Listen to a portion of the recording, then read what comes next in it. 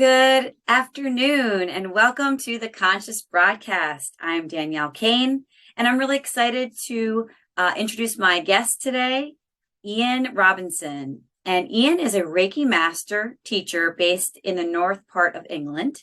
And today we're going to talk a little bit about his awakening story as well as his experience and how he got started with Reiki. But a quick bio. He discovered the path of healing and awareness after a plunge in mental health many years ago.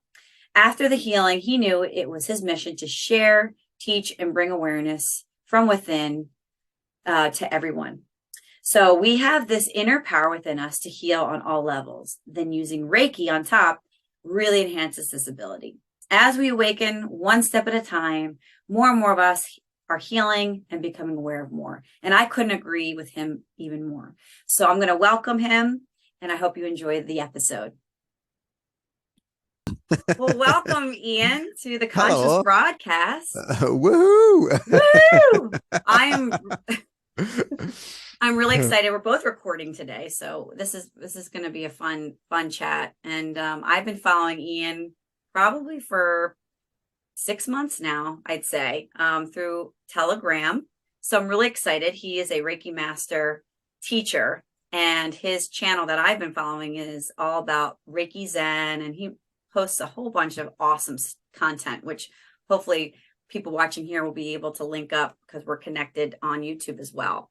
But I'm really excited to hear more about you and your story and your awakening, and all about your Reiki journey as well. So welcome. Yeah, welcome me. Thank you, Danielle, for my introduction. Yeah, it's well, I've been following stuff you've been doing for quite some time as well, because we're both connected through a few groups on Telegram as well. So that's how you kind of found me and then hooked up to me, and then you're on my Reiki Zen channel on Telegram as well, and then we both have the YouTube channels which we're trying to put out there and spread healing and spread awareness of kind of what's going on in the world and how we all how we all got here. Yeah, like how did we wake up to this? And how we can muddle through it. What's really amazing, especially from my last interview with Dr. Carlos Garcia, I'm realizing that all of this is like your moment in time for self-discovery. Like when you've gotten through this bad, whatever it is, if it's mental health or a really bad circumstance, it's like, oh, I'm ready now to like really explore what this is all about and kind of figure out why we are the way that we are and how we can work with the energies and the other people that are serving us on our journey. It's really quite fascinating. Yeah, definitely. It definitely is. And I think when you step onto a path of discovery and awareness and healing, it just changes it changes your perception and of just everything, and it just blows your mind, especially the different people you can meet along the way, along that journey, because you do find as your journey and your eyes open wider to bigger possibilities, that all these other people start entering your orbit. You're just like, whoa, what's that all about? What's that all about? And you just want to know more, and you just want to know more. And you think that when you come to meet these people, you think that you know like as much as you could learn. And then you discover you actually don't know absolutely nothing. And there's still so much more to discover. So yeah, it's just been, I mean, for me, from the beginning of my awakening, it's probably been like 15 years, something like that. It's just been going, and it's been kind of like just muddling along as best as I can to try and understand what the heck is going what the heck is going on, and why am I feeling this? Why am I seeing this? And why are these things just starting to happen when before that I was just kind of like, it was just a normal life where I just go to work, I go out, I drink, do whatever, I come home and just live that kind of life. Whereas now it's just like the hamster wheel, right? It's the hamster wheel of just wake up, do the same thing. Rat race, right. The rat race, and it's just like that. Eat, sleep, work, repeat, just routine. And you just think that is life and that is normal. For a lot of people that is, and that's also fine. We can't force people out of that belief because that's their perception. but yeah, when you start seeing that there's so much more to our existence than just that we are divine, sovereign, spiritual beings living a human existence, that we have so much more to tap into. And energy is everything. And however we try to flow through life, even though we are in a physical existence, this energy is just it resides within each and every one of us. And at some point within your life, it will pop out and it will say, hey, here I am. It's time to start paying attention, and let's kablam, and you're awake, and you have to start dealing with lots of emotional stuff, trauma, addictions, whatever it may be. There's so much that we have to heal and develop from. How did And it that's kind start of with like, you? How did well, you? I was just about to start there. I was just about to say that's how it kind of like how it started for me. And it was through like mental health, really, where it started for me, with like depression and anxiety and panic attacks and multiple skin issues, and just kept flaring out in random things, because, as we know, the mind and body work in conjunction. So if the mind's not at peace, if the mind's not at rest, it's going to come out somewhere within the body as a physical manifestation. And for me, that element of what I would class as, I suppose, the dark night of the soul was kind of like the beginning of my awakening journey, the beginning of my realization that, this cannot be everything. This cannot be what life is about.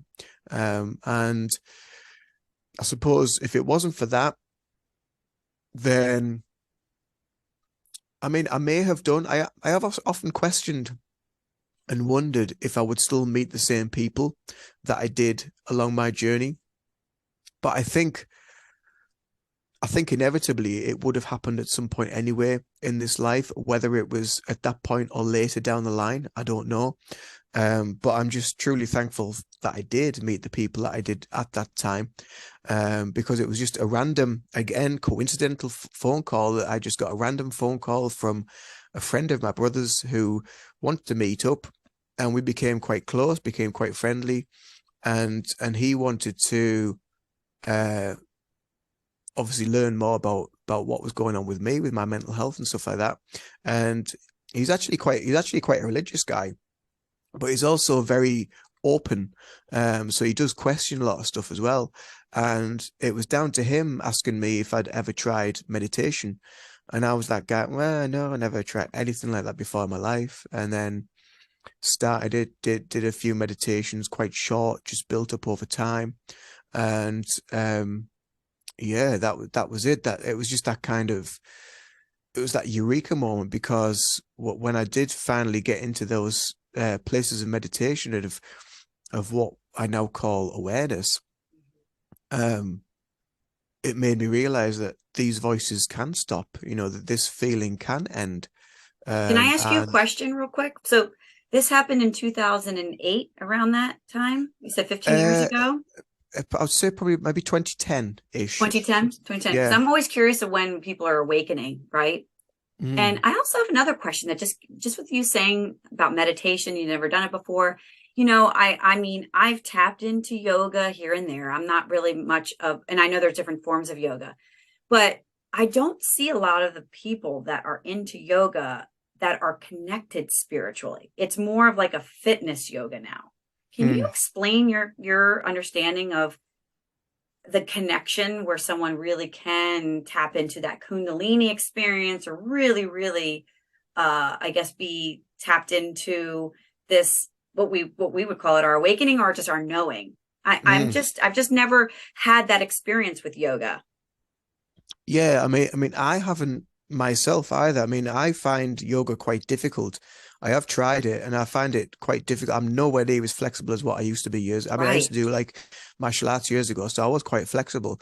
These days, very inflexible in that right. respect. But yoga is very much based and steeped around the Hindu philosophies and understandings of the chakras, of the energy centers.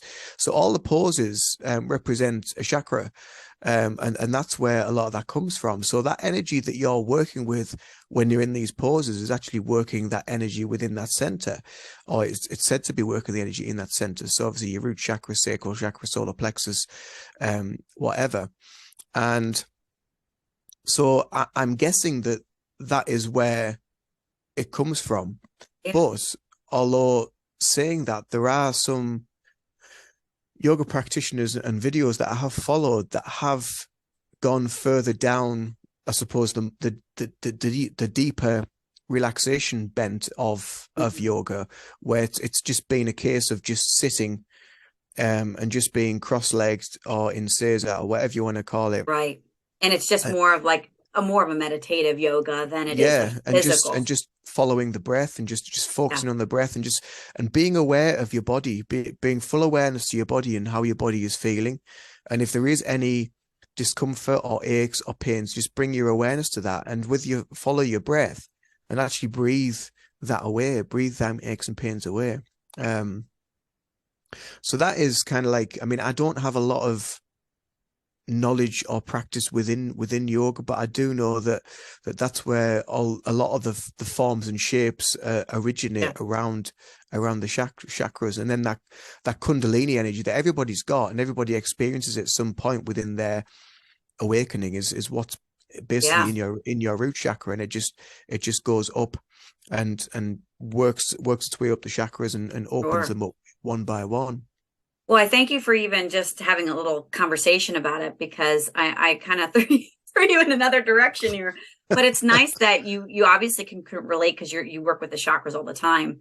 But I was always just so curious because I felt a disconnect with that Mm, practice to some level. However, my family, and I'm not going to get into the details, do some form of yoga that it is more on the Hindu, more meditative level, where there is that connection there. So I might be exploring that a little bit deeper, but I'd love to hear a little bit more now as you go back to your friend teaching you more yeah, about meditation and how you got yeah. started. Yeah, so it was basically a process of just building up over time, building up a meditation practice, and I discovered that because I did have these maybe, I mean, I started off maybe 5 minutes to begin with, and because I had these 5 minutes of just stillness and peace. 5 minutes if you sat doing nothing is actually quite a long time. Mm. So 5 minutes of peace for me, because my mind was just always, just constantly Just going round constantly and round going, and round. thoughts running. Could not sleep, couldn't settle, had really restless night's sleep. I was on various forms of medication to try and deal with that, but I just found that was just kind of like just dumbing me down and making me just kind of more like a zombie, really. Suppress your feelings, would you say? Yeah, yeah, definitely, just kind of like covered stuff up. Mhm. So yeah, and then from then the journey just kind of it just kind of continued. And it was probably a while. I'll probably say probably about 6 months of meditation and building up my meditation practice, where I realized that the place that I was working was actually a very negative place, and it was that environment that wasn't doing me any good. Or that it was that environment that was partially not doing me any good anyway. So I decided to leave. But at the same time of me deciding to leave, there was also like a restructure within the business, and again, coincidentally, these things come along and happen, kind of just what people I suppose deem as random, but they're there for a purpose because it needs to happen. And this restructure, my position was actually gone uh, within that job. So that was kind of like a message for me to think, well, this could be a really good chance to get out and have a new start. And then, so I Now, did. I did you left. leave before the job was over, or did they have to lay you off and then you got some Um, support there? yeah, I left before it was Okay. actually done. So I actually left before and started in a new job, which was working in a coffee shop, Mm. which again was extreme. It was extremely busy and it was stressful. However, the people that you came in contact with and met were totally different, and there was much more of a deeper connection you could make with people and actually have a conversation and talk to them. And there's so many different types of people that you came into contact with and spoke about and spoke with, and even the staff as well. And then I found out that the building was like haunted, so that like Mm. piqued my interest a little bit, because I was Yeah. I was always interested in that kind of stuff when I was younger. And then it was one night when we were cleaning up to shut the shop down and things, and I was sweeping the floor and I noticed these leaflets, and because the building was quite old and it had this big old sort of wooden, I suppose, fireplace, and on there were all like leaflets from local businesses, and some of the leaflets was about Reiki, and I saw the word Reiki Hmm. and I was just like, oh, and it was like a bing in the back of my mind. And I was just like, there's something I need to know a little bit more about this. So I just kind of like I hung on Isn't to it that. amazing? That is so Yeah, cool. Just like a little, yeah, flyer, leaflet, like just yeah, floating around in your palm, like ends up by your feet. And then it's like, oh, there. That reminds me of that movie, the Disney movie Soul. yeah. Have you seen But it? I haven't seen it, but I can imagine something like that happening It in was the. actually a very, very interesting movie that I think Mm, that has a lot of truth to things. So yeah. if you ever Well, want to watch a Disney movie, these things do just happen, don't they? They're yeah. just like so many people just class them as coincidences, but it just happened. It's like out of the blue. You couldn't time it better than what you had. And then so yeah, so I thought, well, I need to know a little bit more about this. And then I found out, because I asked one of the members of staff and they said, oh, that's Ken. He comes in here pretty much every day and gets a coffee. I was just like, ah, right, okay. So I hunted Ken down and found and found him and got chatting And to I him. love it. Yeah. And then found out a little, and then just quizzing him about Reiki, what it was all about, because one of the martial arts that I did years ago was called Aikido, which is a Japanese martial art. So it's Okay. Aiki. So that it was the Reiki. So I knew there was something to do with energy within that. Um. So yeah. I sat down with him at the end of one of my shifts, and we just chatted. And he said, "Well, why don't you just come along and just try a session?" Because he said my first sessions are always free, and if it's there's no, you can't lose anything from it. So I was like, oh, go on then. So I went along and had a session of Reiki, and it was just like, yes, something changed. There was something different, and I just kind of like floated out of the building and went back home, and I was just like, I don't really know what had happened, but something did shift on some level. It must have been like a subconscious level somewhere. Something had happened and I just felt lighter. And it's a bit like when you go into a deep meditation, you go into theta state or something like that, Yeah. and you just feel like just so floaty. You just don't feel connected to your physical body. It was that kind of feeling. And yeah, so I just came out and floated away and then went back for a few more sessions. In the Would you say meantime, that the Reiki that he did is the similar style to what you do, or is it different? oh, it's the same as what I do, because he's obviously he taught me and he trained me in Reiki. So now I do the same So it's form nice that with. you had an in-person session though for your Yeah, first yeah, one. yeah, absolutely. I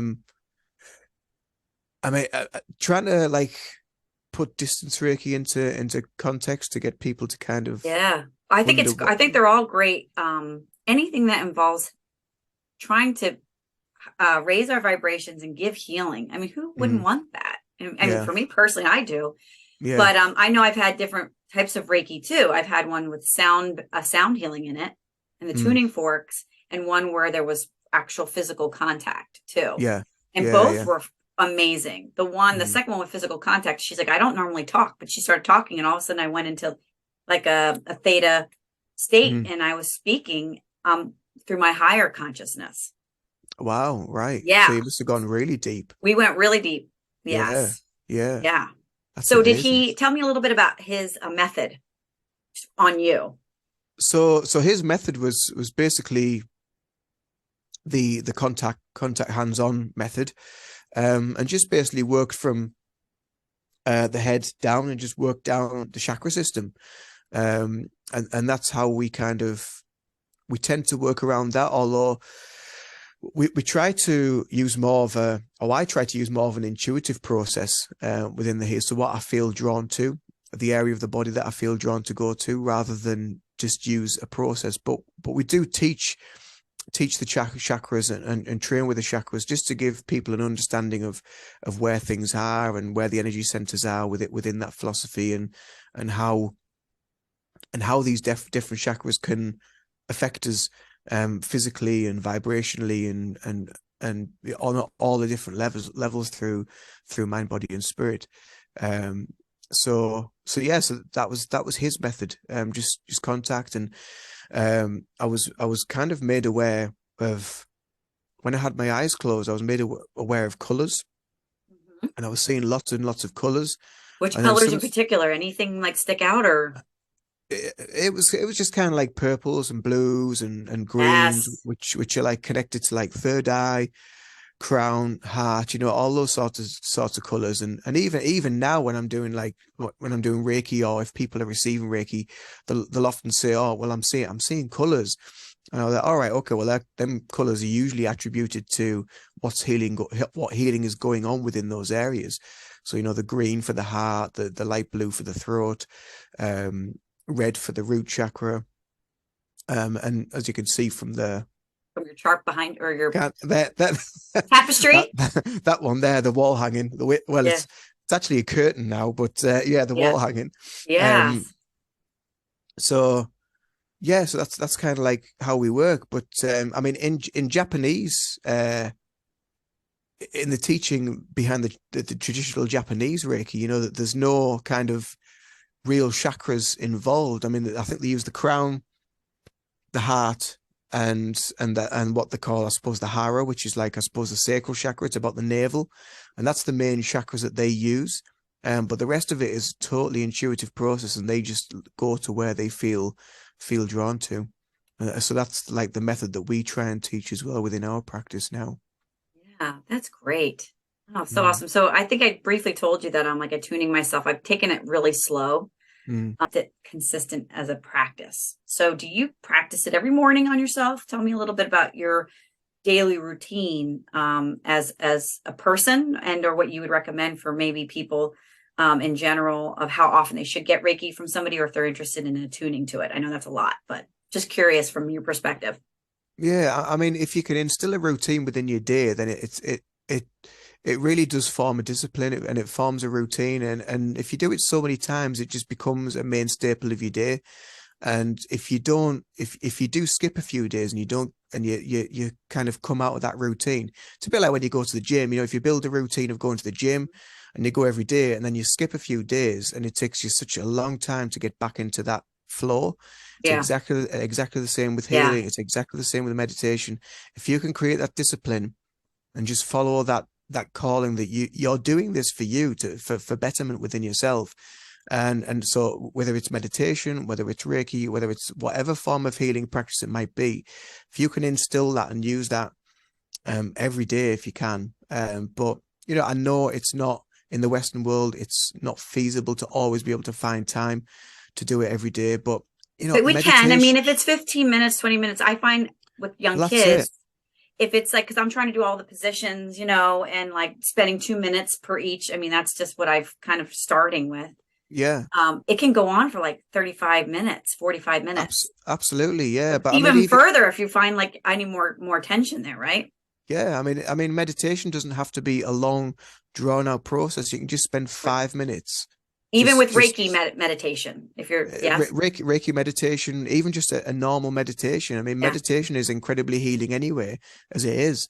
But using Reiki as well, if you are attuned to Reiki, or you're interested in Reiki, or you want to learn Reiki, then trying to instill it and use it as often as you can. You can't overdose on it. It's not like medication. It's Right, natural, right.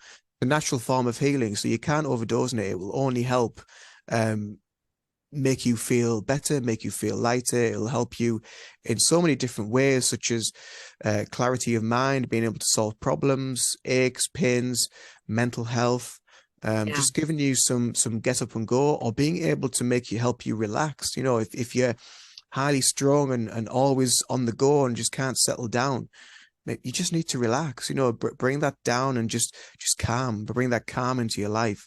And it really will help.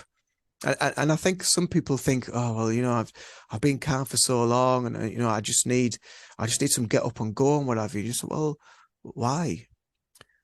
Although, yes, it's good to have get up and go, but if that's what you need and you just need some calm, just feel that, just go with it, just relax and just enjoy it, because there will come a time where that get up and go will come back, and then you'll be like, oh, I just can't settle down, I can't relax.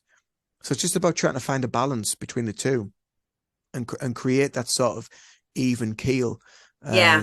I'm like the type Yeah. of person who wants to go all in, and then Mm. like I'm finding, oh, I don't know how realistic it is, and then I get feel badly about myself. So, but for you, giving me a little bit more insight on, just try to make it, even if for whatever works for you, even a few minutes, and then it'll become a lot easier. And I think that's it. Versus like trying to do it like textbook perfect Yeah, yeah, isn't going to always absolutely. work for everybody. I mean, if you're attuned to Reiki and you can't fit in a full self-healing all hand positions, just Yeah. put your hands on your heart or put your Mhm. hands on your stomach, just intend for the Reiki to flow, and just do 10 minutes, and use it as a meditation as well. And just do 10 minutes. You've done your healing, you've done a gentle meditation, you've followed your breath, you feel better, you can get on with your day. And over time, if you're feeling the benefit from that, you can extend it. 15 minutes, 20 minutes. But you don't have to do like a full hour. Even if you do Yeah. 10 minutes in the morning, 10 minutes on the night, when you go into bed. I do that. I go to bed and I'll put my hands just either on my heart or on my stomach, and I'll just intend for Reiki to flow. And usually I will fall asleep. But that again, people question, oh, well, I fell asleep during my session. Does it matter? No, it doesn't matter. It's actually probably better because you got rid of the conscious mind, and the Mm. subconscious mind is dealing with what needs to be dealt with the energy. It's your subconscious mind that understands that energy and can put it to where it needs to go for you. Whereas your conscious mind's thinking, well, I don't know what I'm doing. Should I be feeling this? What's that tingling? What's that heat spot? And you're constantly thinking, and the more you think about it, it's just like, stop, just go, Yeah. just go. So the conscious mind gets put out the way and you get put to sleep. And then the subconscious can do what it needs to do to work on your healing. That's so great. Oh, I love that message. Thank you so much. You're welcome. And I appreciate the feedback too, because I know that there's a lot of people that, meditation is no problem, but it's really nice for if you're interested in sitting with meditation and Reiki or attuning to Reiki. Do you also teach that as well? Yeah, I teach Reiki as well. I teach in person. So it's like one-to-one classes that I teach here in the north of England in UK. And yeah, I mean, I just taught the weekend just gone. I did level 1, which was absolutely amazing. It was really quite mind blowing. The energy was amazing. The venue that I used was amazing. That's The great. students were amazing, and they felt with each attunement, they just felt something. Again, it was like me on my first healing session. They felt something had changed. They didn't know what. But as time's going on, I'm keeping in touch with them, keeping in contact with them as every Reiki master should do. Just seeing how they're going, how they're feeling, what they're going through. Because after you've been attuned, you go through what's known as the 21-day cleansing cycle, and where you give Reiki to yourself every day, and you try to do the full 45 minutes, hand positions down all the chakras, Right. just to integrate the energy within your physical body. You'll probably you might release emotions, you might release things through tears, through laughter. You might need to go to the toilet quite a lot. You drink lots of water, try to eat a healthy diet, just to allow the energy to integrate into you. Mhm. That's great. Yeah, because I was listening to one of your other interviews, and you had kind of gone into the benefits of doing them in person. I'm a big in person person myself. I'm a big in person person myself. I just I just feel like the connection of learning Mm, it has such a benefit that mm, remote can't always be there, but that's not to take away from it.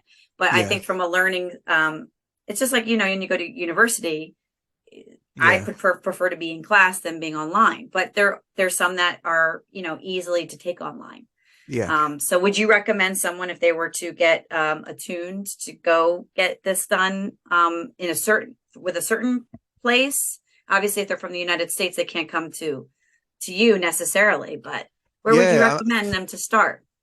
there's a lot of places, but I would just go, I would try to find someone local to them that is a Reiki practitioner, Reiki, if they want to learn it, a Reiki master teacher, Yeah. and have some sessions with them, just have some healing with Just them. start with the sessions first. Yeah, because I mean, you will probably find that most Reiki masters will want to have a few sessions with them to get used to Yeah. their energy, get to know them Yeah. before they start bringing them into a class. So yeah, just have a few healing sessions, maybe 4 or 5.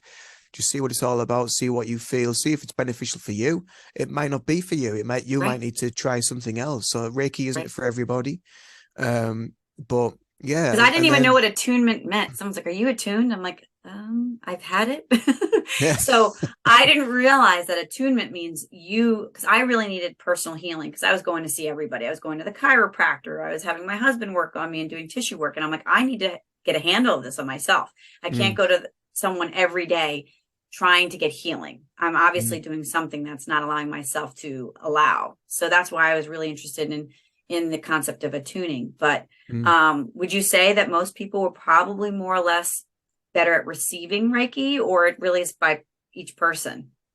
It really varies from person to person, but I mean, you're always going to get the cynicals and the skeptics, but I find them really the most receptive people because they don't have any expectations. Hmm. Hmm. They're just like, well, I probably won't feel anything, just Yeah. just do whatever you got to do whatever you think is best, and let's just see what happens.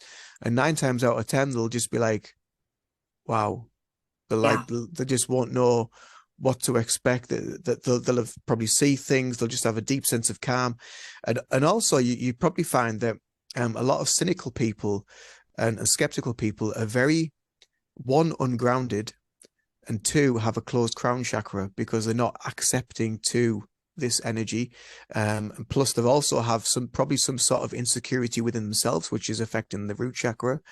And when you start to give healing to those areas, them two areas, especially the root chakra, most people in the world, I would say, have an imbalance in the root chakra. Mm. Um, And agree but with you on that. yeah, but if you can give that sense of stability and security to someone that probably thinks that they're a big cocksure themselves and they know everything, they felt everything, they've seen everything, and then they experience something that they've never experienced before, and they think, wow, this is like just something's changed, something shifted. I didn't know what to expect. I felt this, I saw that, I heard this. All these weird things can happen, spiritual things. You might see visions, you might see images, you might see people, you might see loved ones, you might have outbursts of emotion. A lot of this emotion as well, trauma, death, people that have maybe had big meaning in your life early on, and they've passed away and left that element of trauma within your life. So then you've gone through life thinking, oh, a bit of a hard man or whatever, and think that no, I've seen it all. Yeah. But 20, 30 years, 40 years later, they've still got that embedded emotion within that root chakra that needs to be healed. This trauma, this something that's been trapped. Start to heal that, and the outpour of emotion that can be released, the trauma that can be released from that can make you feel, whoa, what is going on? Why am I feeling this? Why am I starting to cry? Why am I feeling so emotional? Yeah, it's an interesting journey, and like I say, it affects everybody totally differently because we are all different. If we were all the same, can you imagine if we were all the same, what a boring world it would be, Oh, really? yeah. Even in a way where we're like sometimes when we have to deal with like the challenges in life, it would kind of Mm. be boring if we didn't have any If we challenges, didn't have any, yeah, right? exactly. And it You wouldn't need force that us yin to and do yang. anything different. We would just Mm, be doing the same thing all the time. mm, Yeah, yeah. yeah. Obviously, I'm still looking I mean, I'm more aware of like learning more of what I think has been hidden in the sense of like I'm hearing more and more about quantum physics and this guy Nassim, I forget his last name, but he's on Gaia and he's trying to figure out how to encapsulate like the vacuum of the black hole. I mean, I just find like you don't hear this stuff and they don't want to No. talk about anything that breaks the the Anything that makes people think outside the box yeah, is just, oh no, you can't exactly. talk about that. People will start waking up and questioning everything. You Yes, cannot do that. You cannot exactly. If question everyone wakes anything. up too fast, then we're all in big Yeah. trouble. You Right. have to work 9 till 5. You have to work your ass off. You have to eat, sleep, Right. repeat, and that is it. Yeah. Right. Absolutely. Oh my God. Yes, exactly. So, well, I appreciate you giving some insight on like, just if Reiki's not something you've ever heard of or you are interested, go get a session. And Ian, you tell them about a little bit about that you do them remotely as well. Um, Yeah. I and do distance how healing. you go about doing that. Yeah, distance Reiki is just like it's something that most people just don't get. But if you're a healer, if you've had healing before, if you're into the quantum healing, if you're into hypnosis, all that sort of stuff, you will understand it and you will get it. But distance Reiki is basically a lot of people try to explain it in kind of a 3D contextual reality, I suppose. But we've got to realize that this energy is everywhere. It's all around us. It's within us. It's not something that kind of transmits from me to you, to me, to you, and back again. It's nothing like that. It's basically what we have, what we get attuned to. We get attuned to some symbols, which Mikao Usui was shown when he went on a retreat to Mount Kuriyama because he wanted to discover how the Buddha, how Jesus, how all these healers in history could heal other people and heal themselves. So he went on this journey of discovery to find out a little bit more. And so he went on this 21-day retreat, and 21, number 21, number 3, really, really powerful numbers within the healing context. We'll go into that maybe a little bit later.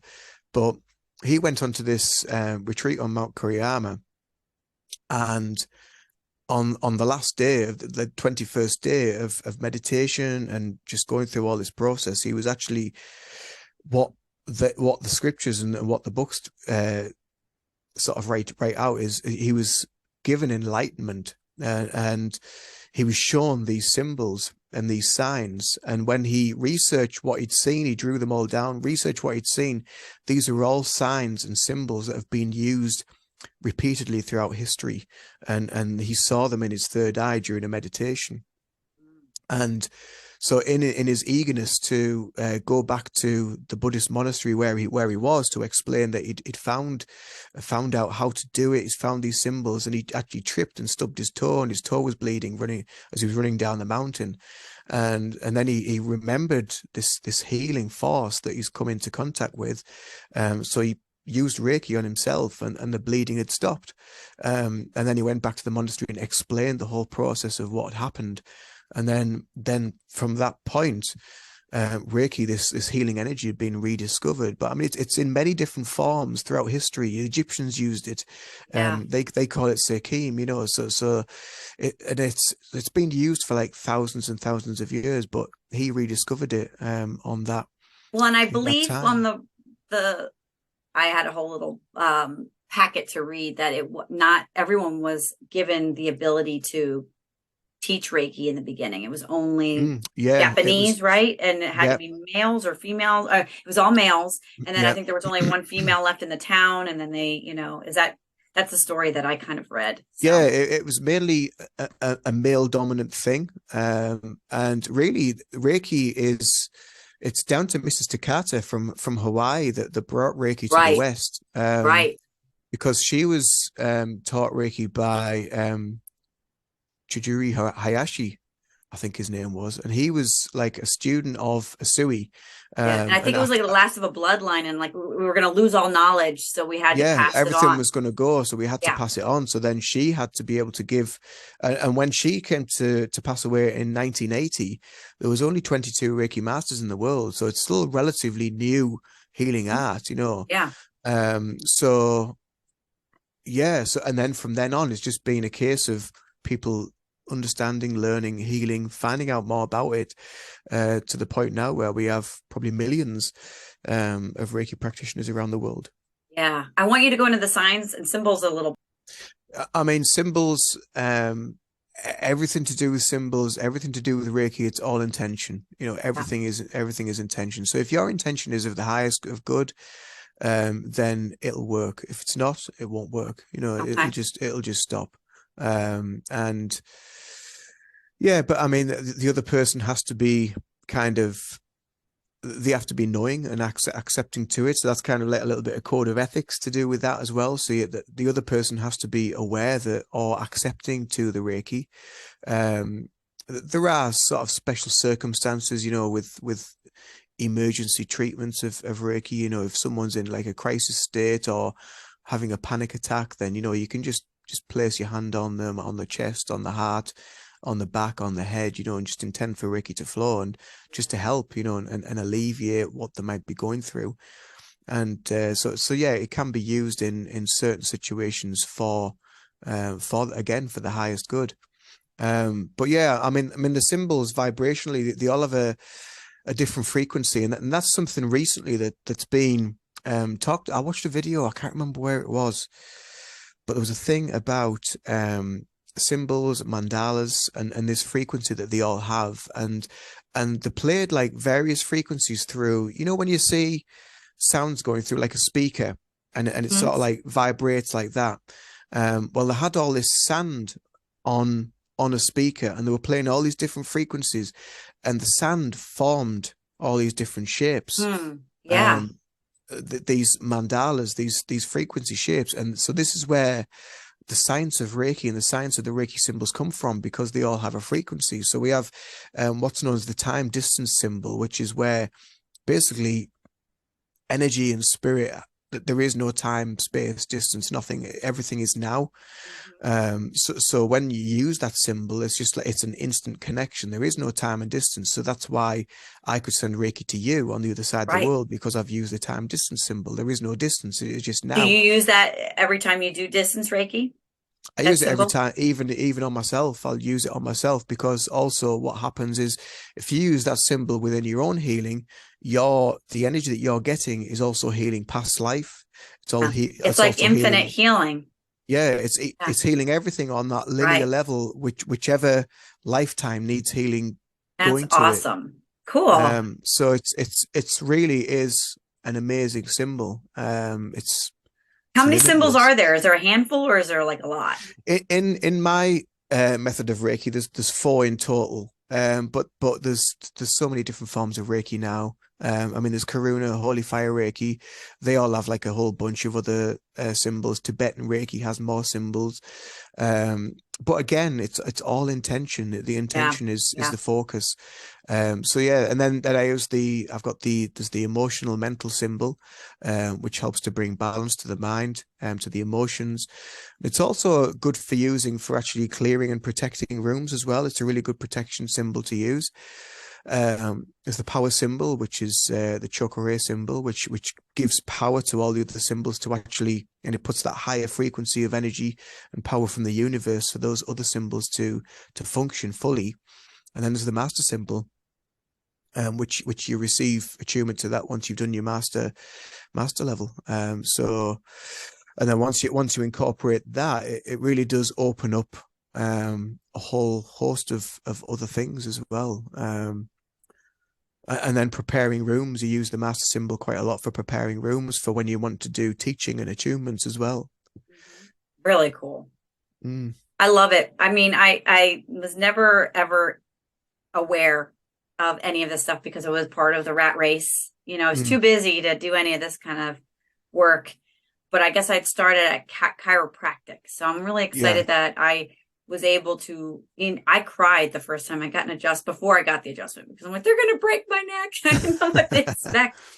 But as soon as you see, oh, this is just healing, like, and Mm, there are people that can help me on mm, my journey. And so I really appreciate you sharing what Reiki is about in a short period of time because it's provided so much healing in your life and with mm. your the people you encounter and I've my experience. So I'm really excited that we got to dig deeper on your Reiki journey.